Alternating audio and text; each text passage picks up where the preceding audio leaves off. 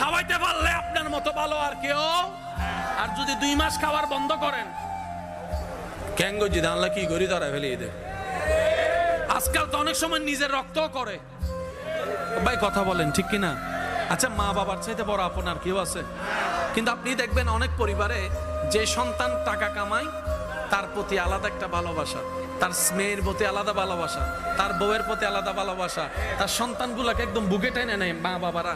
আর যে ছেলে একটু টাকা কামাইতে পারে না, তারও দাম নাই, তার বউরও দাম দেয় না, তার বাচ্চাদেরকেও দাম দেয় না। আরে যে সমাজের মা বাবারা এইরকম টাকার কারণে, ইনকামের কারণে নিজের পেট থেকে বের হওয়া সন্তানকে 2 তরতম্য করেছে 2 চোখে দেখে, সেখানে আপনি আর শান্তি পাবেন কোথায় ভাই বাবা বলেন?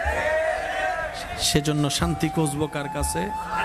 একটু জোরে বলেন না, শান্তি খুঁজবো কার কাছে? ভালোবাসা চাইবো কার কাছে?